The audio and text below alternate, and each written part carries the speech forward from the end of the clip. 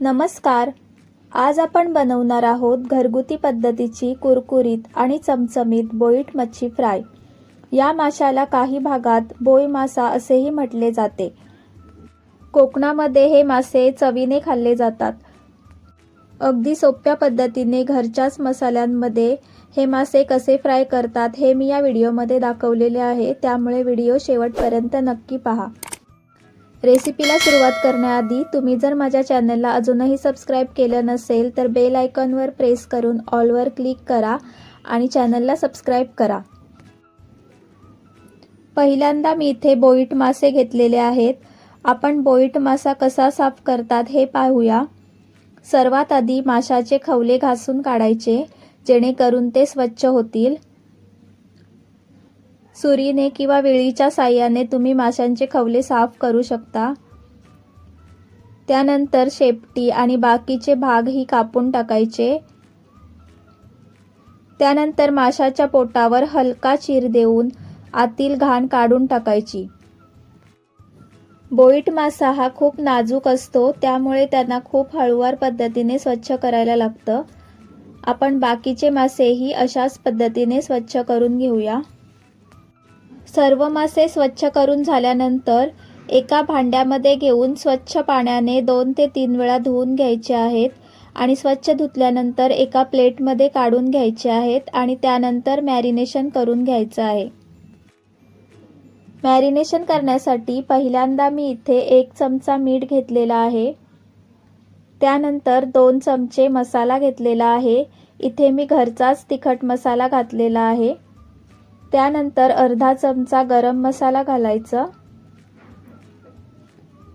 त्यानंतर 1 चमचा धणे पावडर घालायची. पाव चमचा हिंग घालायचा. 1 चमचा कोथिंबीर आणि मिरचीची पेस्ट घालायची. 1 चमचा आले आणि लसणाची पेस्ट घालायची. त्यानंतर अर्ध्या लिंबाचा रस घालायचा. आता हे सर्व मसाले मिक्स करून घ्यायचे आणि माशांना ते चांगले एकजीव करून लावायचे. चांगलं एकजीव करून झाल्यानंतर आपल्याला हे मासे 15 ते 20 मिनिटं मॅरिनेशन करण्यासाठी ठेवून द्यायचे आहेत. मसाले आतमध्ये माशांना मुरण्यासाठी मॅरिनेशन करणे जरुरी असते. 20 मिनिटं झालेली आहेत. माशांना मसाला देखील चांगला लागलेला आहे. आता एका प्लेटमध्ये तांदळाचे पीठ घ्यायचं आणि त्यामध्ये थोडंसं लाल तिखट घालायचं आणि या पिठामध्ये एक एक करून सर्व मासे घोळवून घ्यायचे. तांदळाच्या पिठात 1 चमचा रवा सुद्धा आपण ॲड करू शकतो. यामुळे मासे आणखीन कुरकुरीत होतात. अशाच प्रकारे आपल्याला सर्व मासे या पिठामध्ये घोळवून घ्यायचे आहेत.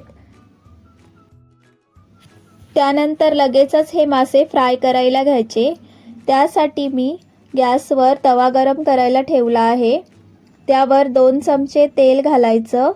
तेल थोडंसं तापल्यानंतर त्यावर 5 ते 6 ठेचून घेतलेल्या लसूण पाकळ्या घालायच्या. त्यानंतर लसूण लालसर झाल्यानंतर त्यावर हे पिठात घोळवलेले मासे सोडायचे. मध्यम आचेवर हे मासे आपण फ्राय करायचे. गॅस मोठा ठेवायचा नाही. 5 मिनिटं एका साईडने फ्राय करू. त्यानंतर पलटवून घेऊ. आता 5 मिनिटं झालेली आहेत. आपण हे मासे पलटवून घेऊया. बोईट मासा खूप नाजूक असतो, त्यामुळे तो पलटताना सावकाश पलटवा, नाहीतर तो तुटू शकतो. सर्व मासे पलटवून झाल्यानंतर पुन्हा एकदा दुसऱ्या बाजूने 5 मिनिटं फ्राय करून घेऊ. 5 मिनिटानंतर आपले मासे कुरकुरीत फ्राय करून झालेले आहेत. गॅस बंद करूया आणि सर्व करूया. तयार आहे आपली सोपी आणि चविष्ट बोईट मच्छी फ्राय. तुम्हीही नक्की बनवून पहा आणि कमेंट्समध्ये कशी झाली ते सांगा. त्याचबरोबर व्हिडिओला लाईक, कमेंट आणि शेअर करायला आणि चॅनलला सबस्क्राईब करायला विसरू नका. पुन्हा भेटूया अजून एका इंटरेस्टिंग रेसिपीसोबत. तोपर्यंत बाय बाय.